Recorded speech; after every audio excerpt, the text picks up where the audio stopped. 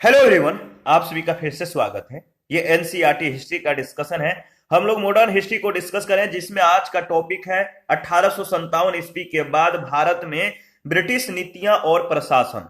तो 1857 ईस्वी के बाद भारत में जो ब्रिटिश नीतियां थी, जो प्रशासन था, किस तरह से था, इसके बारे में हम लोग डिस्कस करेंगे। यह अध्याय 40 है।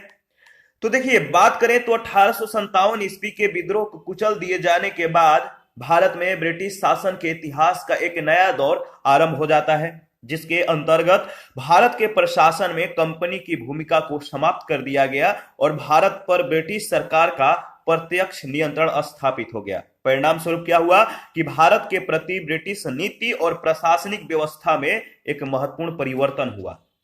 1858 ईस्वी का एक्ट और इंग्लैंड की महारानी की जो घोषणा थी, इसके बारे में हम लोग डिस्कस कर लेते हैं।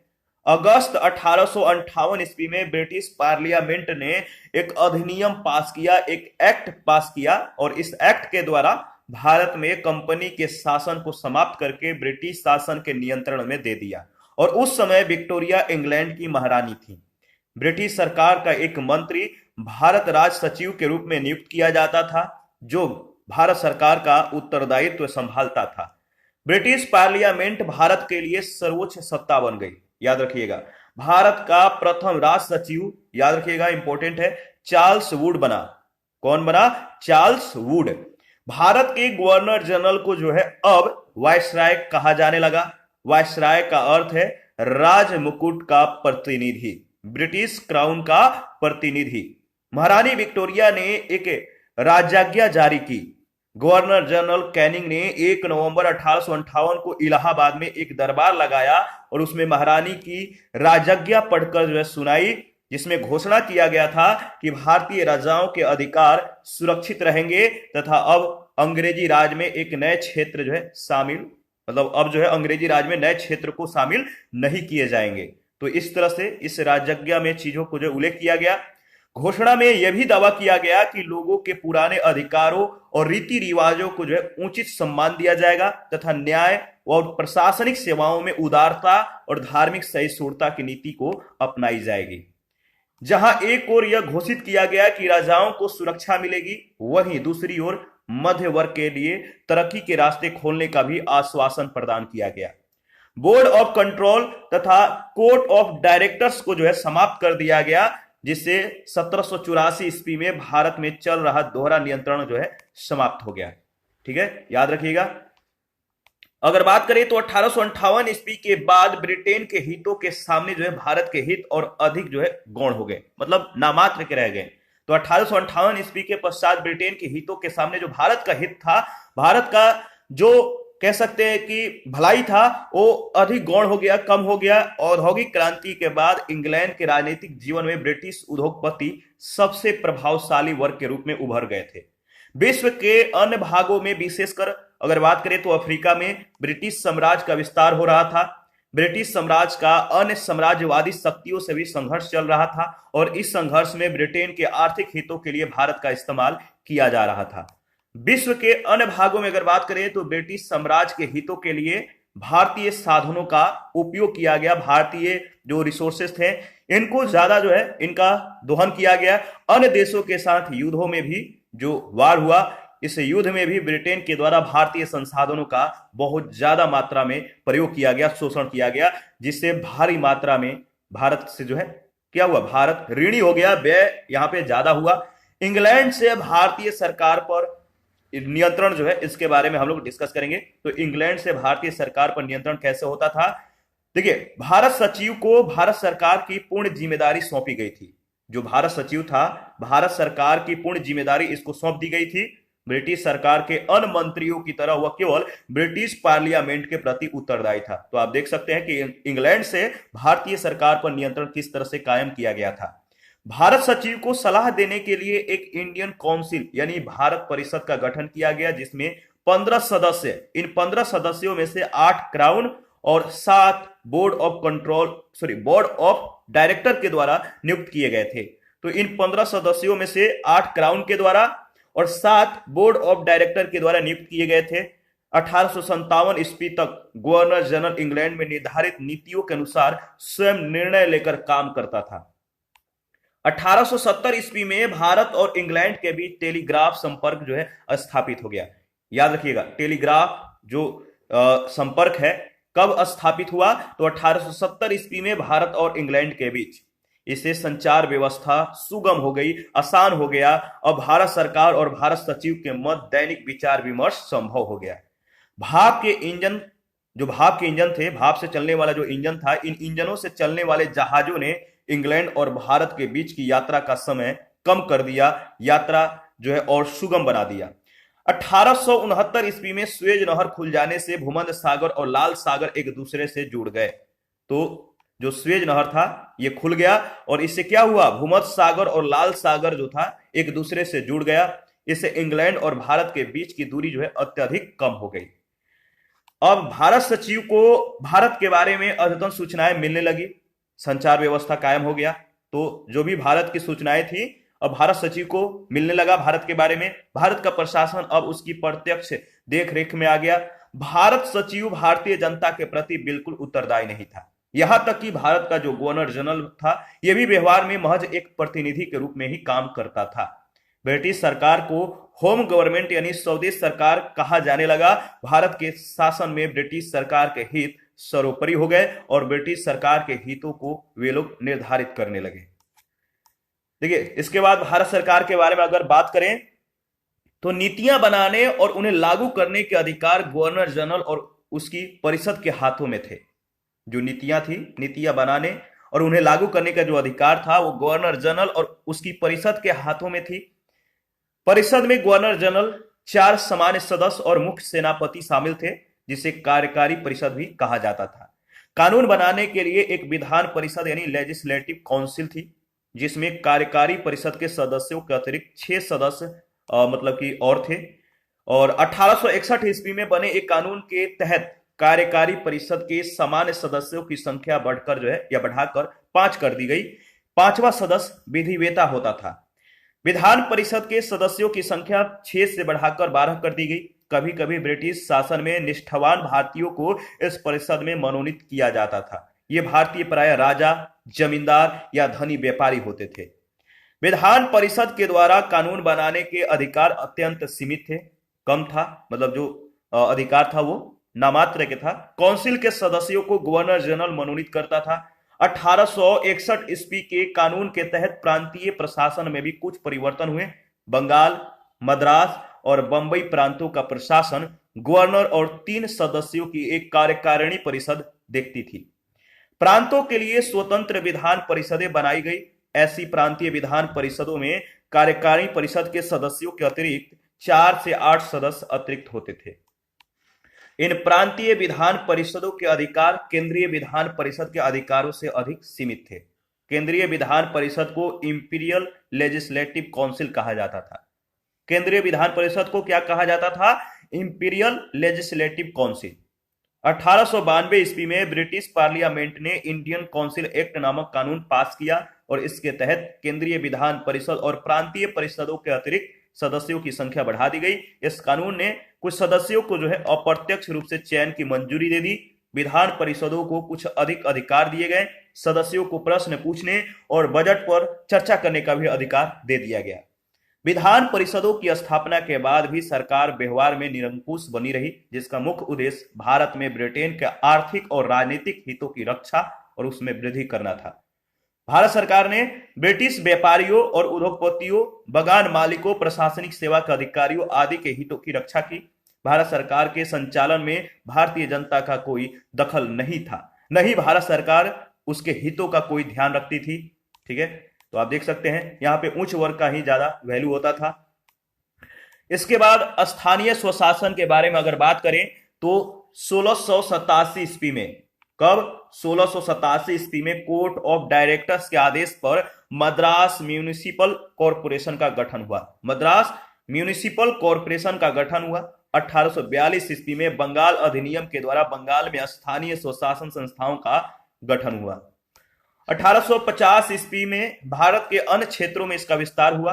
1870 ईस्वी में लॉर्ड मेयो के द्वारा वित्तीय विकेंद्रीकरण की प्रक्रिया प्रारंभ की गई तथा स्थानीय स्वशासी संस्थाओं के लिए कुछ मदें निर्धारित की गई। यहां पे याद रखिएगा, रिपन को भारत में स्थानीय स्वायत्त संस्थाओं का जनक कहा जाता है। रिपन को भारत में स्थानीय स्वायत्त संस्थाओं का जनक कहा जाता है, इस बात को ध्यान में रखना है। 1919 के भारत शासन अधिनियम के द्वारा स्थानीय स्वशासन को राज्य के विषय के अंतर्गत शामिल कर दिया गया तथा इसे हस्तांतरित विषय जो है माना गया। भारत पर अंग्रेजों का अधिकार होने के बाद स्थानीय शासन की ग्राम पंचायत जैसी व्यवस्था निष्क्रिय हो गई थी। स्थानीय महत्व के मामलों जैसे सफाई, सड़कों पर प्रकाश यानी रोड लाइट, पेयजल की आपूर्ति आदि पर बहुत कम ध्यान दिया गया। 1857 ईस्वी के बाद शहरों के लिए नगर पालिकाएं बनने लगी। इन नगर पालिकाओं ने स्थानीय प्रशासन और निर्माण क्षेत्रों में जिला बोर्डों का गठन किया। इसके बाद वित्तीय प्रशासन के बारे में डिस्कस कर लेते हैं। देखिए, सन 1857 ईस्वी के पश्चात वित्तीय प्रशासन का पुनर्गठन किया गया। पहले बजट की कोई व्यवस्था नहीं थी। बजट में सरकार को विभिन्न स्रोतों से होने वाली वार्षिक आय का और विभिन्न मदों में होने वाले खर्च का अनुमानित जो ब्यौरा था यह प्रस्तुत किया जाता था। सरकारी आय को केंद्रीय और प्रांतीय सरकारों के बीच बांटने की कोई समुचित व्यवस्था नहीं थी। ठीक है, कोई नियम नहीं था। 1860 ईस्वी में बजट की व्यवस्था प्रारंभ की गई तथा प्रत्येक स्रोत से होने वाली अनुमानित आय का ब्यौरा तैयार किया गया। सन 1860 ईस्वी में विल्सन के द्वारा पहली बार आयकर लगाया गया और बजट प्रस्तुत किया गया। विल्सन के द्वारा, याद रखिएगा, 1860 में। डाकघरों, रेलवे, अफीम, नमक की बिक्री और चुंगी से होने वाली आय को पूर्णतः केंद्रीय सरकार के लिए सुरक्षित रखा गया। भू राजस्व, आबकारी आदि स्रोतों से होने वाली आय को केंद्रीय और प्रांतीय सरकारों के मध्य बांटा गया। सरकार के राजस्व में वृद्धि करने के प्रयास किए गए। अफीम एवं नमक के उत्पादन और बिक्री पर सरकार का एकाधिकार था। देखिए, अदालतों में मुकदमा चलाने के लिए मुद्रांक शुल्क यानी स्टाम्प ड्यूटी नामक कर लगाया गया था। व्यापारिक लेन देन पर जो है ऐसी ही मुद्रांक शुल्क जो है लगाए गए। स्थानीय उद्योगों के विकास, इसलिए विदेशों से आयातित वस्तुओं पर चुंगी लगाई जाती थी। चुंगी लगाने के कारण इंग्लैंड में उत्पादित वस्तु की विशेषकर सूती कपड़े की बिक्री पर नकारात्मक जो है प्रभाव पड़ता था। ब्रिटिश उद्योगपतियों के दबाव के कारण 1882 ईस्वी में चुंगी समाप्त कर दी गई, परंतु राजस्व की कमी को पूरा करने के लिए 1897 ईस्वी में इन्हें इस चुंगी को पुनः लगा दी गई और 1860 ईस्वी में आयकर भी लगाया गया, परंतु बाद में उसे समाप्त कर दिया गया। इसके बाद सेना का पुनर्गठन, तो इसके बारे में डिस्कस कर लेते हैं किस तरह से हुआ। विद्रोह पुनः न हो इसलिए जो है सेना का पुनर्गठन किया गया। विद्रोह को रोकने के लिए सेना का पुनर्गठन किया गया। पहले बंगाल, मद्रास और बंबई प्रांतों की अपनी अलग अलग सेनाएं थीं। प्रत्येक प्रांत की सेना में भारतीय सैनिक कंपनी के द्वारा भर्ती किए गए यूरोपीय सैनिकों की टुकड़ियां तथा ब्रिटिश सैनिकों और ब्रिटिश सेना की इकाइयों को जो है मिला दिया गया। 1859 ईस्वी में प्रांतों की पृथक सेनाओं का एकीकरण किया गया तथा भारत में ब्रिटिश सरकार की समस्त सेना को एक सेना अध्यक्ष के नियंत्रण में लाया गया। भारतीय सैनिकों को तोपखाने और शस्त्रागारों से अलग रखने का निर्णय लिया गया। यूरोपीय सैनिकों की संख्या में भी वृद्धि की गई। भारतीय सैनिकों और यूरोपीय सैनिकों का अनुपात 2:1 रखा गया। बाद में इसे बढ़ाकर 5:2 कर दिया गया। यह व्यवस्था जो है 1914 ईस्वी में प्रथम महायुद्ध प्रारंभ होने तक कायम रही। अपनी स्थिति को अधिक मजबूत बनाने के लिए अंग्रेजों ने फूट डालो और शासन करो की नीति को अपनाया। विभिन्न जातियों, क्षेत्रीयताओं आदि के आधार पर रेजिमेंट का गठन किया गया। अंग्रेजों ने अपनी भारतीय सेना का उपयोग भारत पर अपनी सत्ता बनाए रखने के लिए ही नहीं बल्कि विश्व के अन्य भागों में ब्रिटिश साम्राज्य के विस्तार के लिए भी किया। इसके बाद सिविल सर्विस 1858 ईस्वी के बाद जो है इसके बारे में डिस्कस करेंगे। 1853 ईस्वी के अधिनियम के द्वारा सिविल सेवा प्रतियोगिता परीक्षा का प्रावधान किया गया। तो किस अधिनियम के द्वारा, तो यहां से प्रश्न पूछे गए हैं। 1853 ईस्वी के अधिनियम के द्वारा जो है सिविल सेवा प्रतियोगिता परीक्षा का प्रावधान हुआ। 1859 ईस्वी में परीक्षा के लिए आवश्यक आवश्यक अधिकतम जो आयु था कम करके 22 वर्ष कर दी गई, जिसे घटाकर 1877 ईस्वी में लीटन ने 19 वर्ष कर दिया। ठीक है, याद रखिएगा। आगे बढ़ते हैं। किसने घटाया था? लीटन ने। लॉर्ड डफरी ने 1886 ईस्वी में चार्ल्स एंचिसन के अधीन सिविल सेवा पर जो है एक कमीशन का गठन किया। इसे एचिंसन कमीशन के नाम से जाना जाता है। इसे प्रांतीय सिविल सेवा की जो है अनुशंसा की। इसने प्रांतीय सिविल सेवा की अनुशंसा की। 1853 ईस्वी से सिविल सर्विस के सदस्यों की भर्ती प्रतियोगी परीक्षाओं के जरिए होने लगी थी। यह परीक्षाएं इंग्लैंड में होती थी तथा परीक्षाएं अंग्रेजी माध्यम में होती थी। 1893 में हाउस ऑफ कॉमन्स ने एक विधेयक पारित किया जिसके अनुसार यह प्रावधान लाया गया कि भारत और ब्रिटेन दोनों जगहों पर सिविल सेवा परीक्षा साथ साथ होगी। 1912 में सिविल सेवा पर लिंकन कमीशन का गठन किया गया। जो 1912 है, 1912 में सिविल सेवा पर किस कमीशन का गठन किया गया? लिंकन। इसे रॉयल कमीशन के नाम से भी जाना जाता है। 1923 ईस्वी में लॉर्ड ली के अधीन रॉयल कमीशन का गठन किया गया। इसने लोक सेवा आयोग के गठन की अनुशंसा की। 1925 में 5 सदस्यीय लोक सेवा आयोग का गठन किया गया। महारानी की घोषणा में कहा गया था कि सिविल सर्विस में प्रवेश पाने के लिए भारतीयों को अंग्रेजों के बराबर अवसर प्रदान किए जाएंगे, परंतु वास्तव में सिविल सर्विस पर अंग्रेजों का ही एकाधिकार बना रहा। कई गवर्नर जनरलों ने यहां तक सुझाव दिया था कि भारतीयों को उच्च पदों की नौकरी नहीं दी जाए।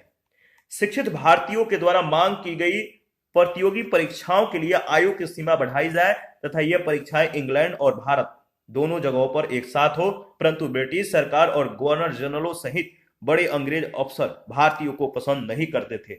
वे नहीं चाहते थे कि शिक्षित भारतीय अपने को अंग्रेजों के बराबर समझें। विदेशी शासन की सभी जगह जो है यह एक विशेषता होती है। विदेशी शासन की सभी जगह यह एक विशेषता होती है कि विदेशी शासक स्थानीय जनता से अपने को श्रेष्ठ समझते हैं, वह स्वयं को उन पर जो है शासन का अधिकार मानते हैं। देखिए, सरकार की नीतियां बनाने और उन्हें लागू करने में ब्रिटिश सिविल सर्विस के लोगों की महत्वपूर्ण भूमिका थी, जिसके कारण वे अपने अनुसार नीतियां बनाते थे। 1883 ईस्वी में गवर्नर जनरल रिपन के समय में एक विधेयक पेश किया गया जिसके जरिए भारतीय और यूरोपीय जजों के बीच एक कह सकते हैं कि जो भारतीय और यूरोपीय जजों के बीच का जो भेद था वो समाप्त कर दिया गया, भेदभाव को हटा दिया गया। इसे इल्बर्ट विधेयक कहते हैं। इसे इल्बर्ट विधेयक कहते हैं, याद रखिएगा।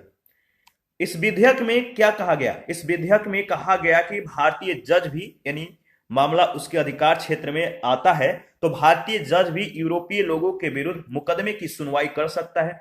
सिविल सर्विस के लोगों ने और यूरोपीय लोगों ने इस विधेयक का जो है पुरजोर विरोध किया तथा विवश होकर सरकार को यह विधेयक वापस लेना पड़ा। सन 1879 ईस्वी में एक नई प्रशासनिक सेवा आयोग बना जिसमें प्रत्येक वर्ष कुछ भारतीय भर्ती किए जा सकते थे, परंतु नियुक्ति प्रतियोगिता के आधार पर नहीं होती थी। इस सेवा के लिए उन भारतीय परिवारों से भर्ती की जाती थी जिन्हें अंग्रेज अच्छा समझते थे।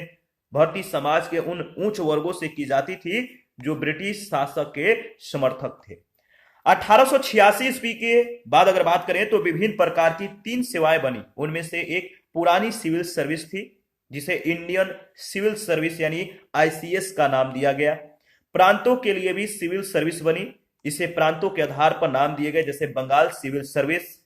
इसका अतिरिक्त पेशेवर कामों के लिए भी सेवा का गठन हुआ, जैसे कि एजुकेशनल सर्विस, शिक्षा सेवा।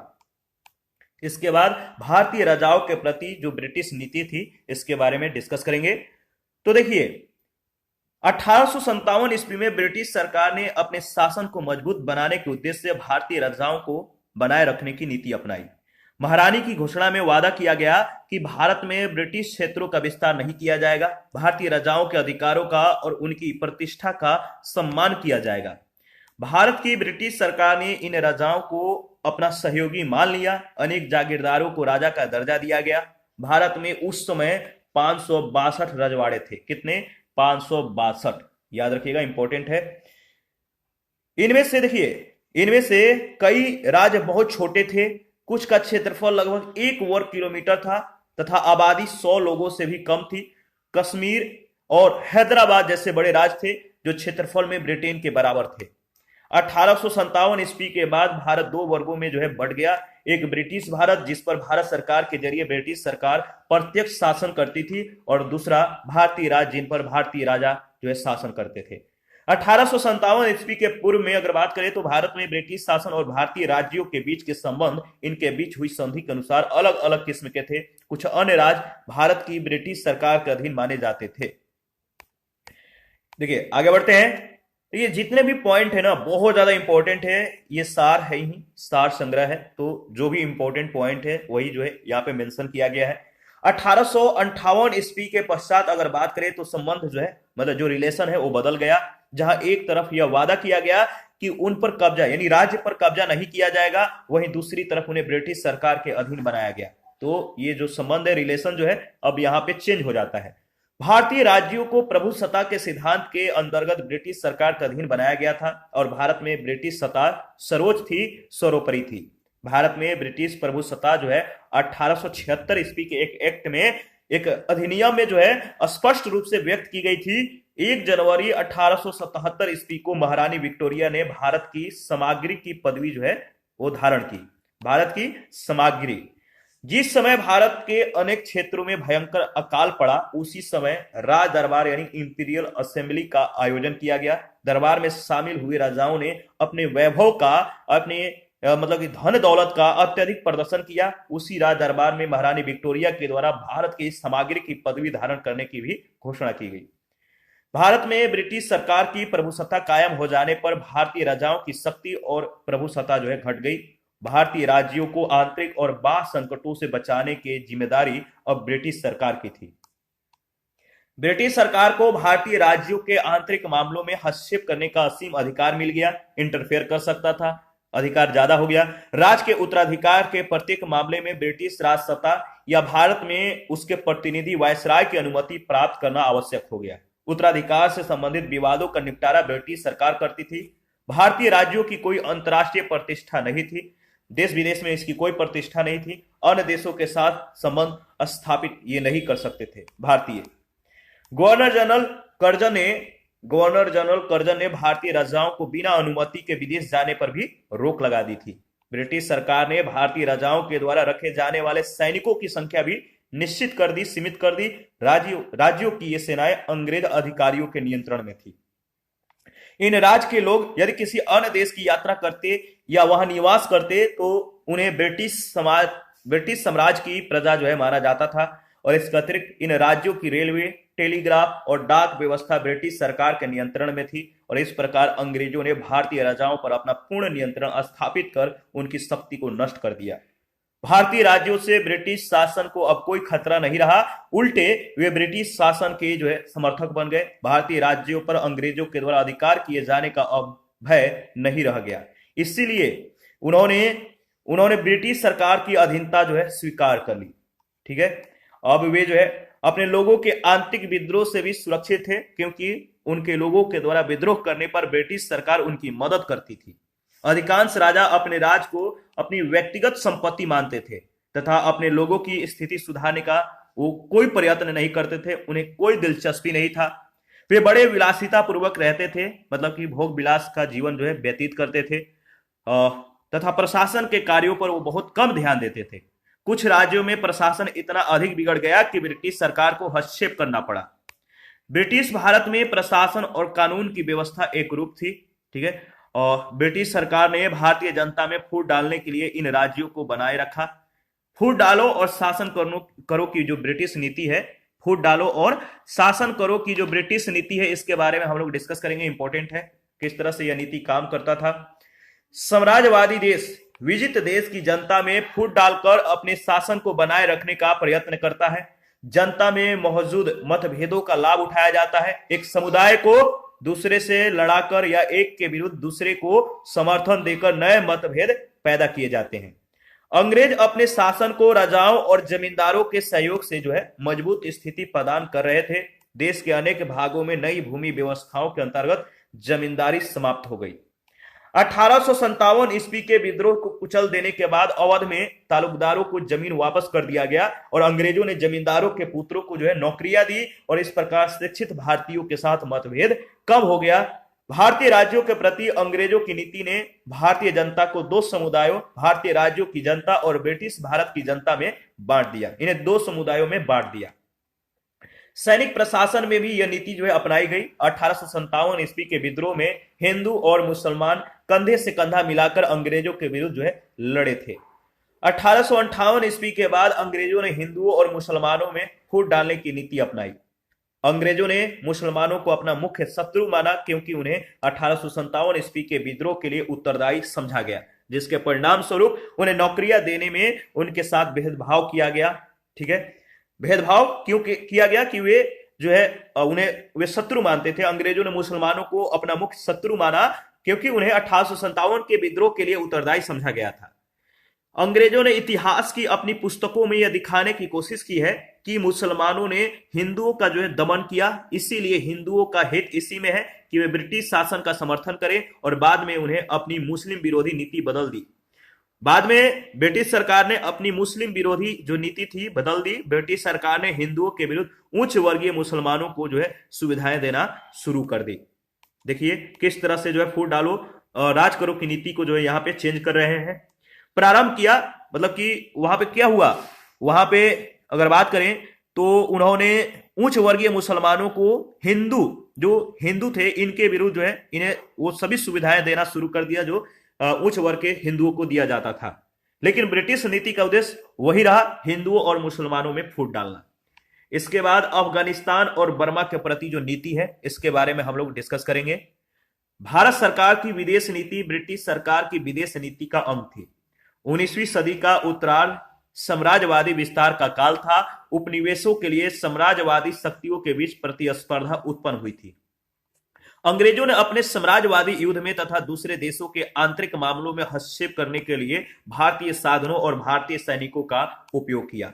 19वीं सदी में रूसी साम्राज्य का मध्य एशिया में विस्तार हो रहा था।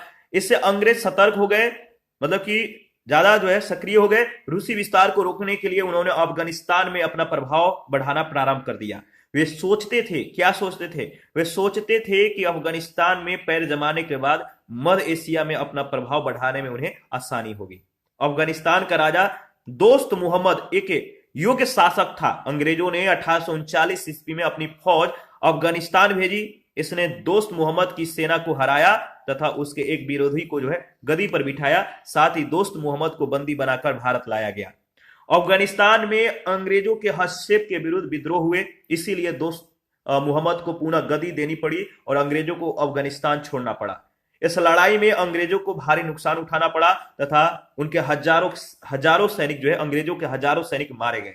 अंग्रेजों ने अफगानिस्तान के मामलों में हस्तक्षेप न करने की नीति जो है अपनाई। समय है 1878 ईस्वी का। 1878 ईस्वी में अंग्रेजों ने पुनः अफगानिस्तान पर हमला कर दिया और इस बार भी वे अफगानिस्तान पर अपना शासन कायम नहीं कर पाए। यहां तक कि वहां अपना रेजिडेंट भी वे नहीं रख पाए, परंतु अफगानिस्तान की विदेश नीति पर अपना नियंत्रण स्थापित करने में उन्हें सफलता प्राप्त हुई। 40 साल बाद अफगानिस्तान के नए शासक ने ब्रिटिश भारत के विरुद्ध जो है युद्ध छेड़ दिया तथा 1921 ईस्वी में अपने देश को पूर्णतः स्वतंत्र करा लिया। भारत और अफगानिस्तान के बीच सीमा निर्धारित की गई। उत्तर पश्चिम में सीमावर्ती क्षेत्र के कबीले के विद्रोहों को दबाने के लिए ब्रिटिश सरकार को प्रायः जो है फौज भेजनी पड़ती थी। सीमावर्ती क्षेत्रों को पंजाब से पृथक करके एक उत्तर पश्चिमी सीमा जो है प्रांत बना, मतलब कि कह सकते बना दिया गया। उत्तर पश्चिमी सीमा प्रांत याद रखिएगा। सीमावर्ती क्षेत्र पर पूर्ण नियंत्रण स्थापित करने के लिए अंग्रेजों ने रेल लाइनें और सड़कें बनवाई। सीमावर्ती क्षेत्रों के आजादी जो था वो आजादी पसंद लोगों को पूरे नियंत्रण में रखने के लिए, जो आजादी को पसंद करते थे, इन लोगों को पूरे नियंत्रण में रखने के लिए अंग्रेजों ने आतंकित करने के तरीके अपनाए। उन्हें मतलब कि बहुत ज्यादा जो है कष्ट प्रदान करने के लिए तरीके अपनाए। उन्हें आक्रोशित करने के लिए जो है उन्हें मतलब कि बहुत ज्यादा नुकसान पहुंचाने के अनेक तरीकों को अपनाया और विमानों से उन पर बमबारी की, लेकिन उन्हें इसमें पूर्ण सफलता नहीं मिली। बर्मा के राजा ने असम पर अधिकार कर लिया। अंग्रेजों ने 1824 से 26 ईस्वी में बर्मा के साथ युद्ध कर जो असम पर पुनः अधिकार कर लिया। उसी समय अंग्रेजों ने बर्मा के कुछ इलाकों पर भी अधिकार कर लिया तथा बर्मा में अपना रेजिडेंट नियुक्त किया। 1852 ईस्वी में अंग्रेजों ने बर्मा पर पुनः हमला किया और बर्मा के सभी तटवर्ती प्रांत ब्रिटिश भारतीय साम्राज्य के अंग बन गए। इस बीच फ्रांस ने दक्षिण पूर्व एशिया में अपना साम्राज्यवादी प्रभाव बढ़ाना प्रारंभ कर दिया था और 1880 के दशक में फ्रांसीसियों ने हिंद चीन में अपना शासन जो है स्थापित कर लिया था तथा उन्होंने उत्तरी बर्मा पर जो है प्रभाव बढ़ाना प्रारंभ कर दिया। फ्रांसीसियों के बढ़ते प्रभाव से अंग्रेज जो थे वो भयभीत हो गए थे, डर गए थे। उन्होंने बर्मा के राजा से कहा कि वह बर्मा की विदेश नीति पर उनका नियंत्रण स्वीकार कर ले और अपनी राजधानी मांडले में एक ब्रिटिश रेजिडेंट रखे। बर्मा ने इस मांग को ठुकरा दिया, इनके मांग को जो है नकार दिया। तो अंग्रेजों ने 1885 ईस्वी में बर्मा पर जो है हमला करके उस पर अधिकार कर लिया। बर्मा के लोगों ने अनेक वर्षों तक ब्रिटिश शासन का विरोध किया, लेकिन अंततः बर्मा को ब्रिटिश भारत का एक जो है प्रांत बना दिया गया। आगे बढ़ते हैं। इसके बाद देखिए इस प्रकार क्या हुआ कि 1857 ईस्वी में विद्रोह के बाद ब्रिटिश नीति में अनेक परिवर्तन हुए, चेंजेज हुए। भारत पर ब्रिटिश सरकार का सीधा नियंत्रण जो है स्थापित हो गया और इंग्लैंड अपने आर्थिक और साम्राज्यवादी हितों के लिए भारत पर शासन जो है करता रहा। 1857 का अनुज्ञप्ति यानी लाइसेंस अधिनियम क्या था, इसके बारे में 2-3 लाइन देख लेते हैं। 1857 का लाइसेंस अधिनियम जो है 1857 के विद्रोह से उत्पन्न आपातकालीन स्थिति से निपटने के लिए अनुज्ञप्ति व्यवस्था फिर से जो है लागू कर दी गई। लाइसेंस अधिनियम फिर से लागू कर दी गई और इस अधिनियम के अनुसार बिना लाइसेंस के मुद्रणालय स्थापित नहीं किया जा सकता था। सरकार लाइसेंस को रद्द भी कर सकती थी।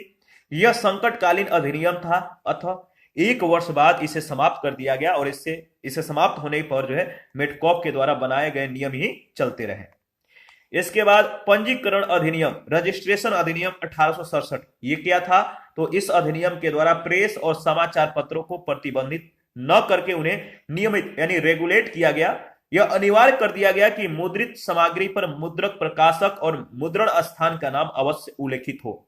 यानी जो मतलब कि जो समाचार पत्र था इस पर जो है मुद्रक, प्रकाशक और मुद्रण स्थान अंकित हो। इसका अतिरिक्त प्रकाशन के 1 माह के भीतर पुस्तक की 1 प्रति सरकार को निःशुल्क देनी आवश्यक थी। वहाबी विद्रोह से जुड़े लोगों के द्वारा सरकार विरोधी लेखों से जो है निपटने के लिए ब्रिटिश सरकार ने भारतीय दंड संहिता की धारा 125 में 124 ए जोड़ दी, जिसे राजद्रोह फैलाने वाले व्यक्तियों को आजीवन निर्वासन व जुर्माने की व्यवस्था जो है की गई।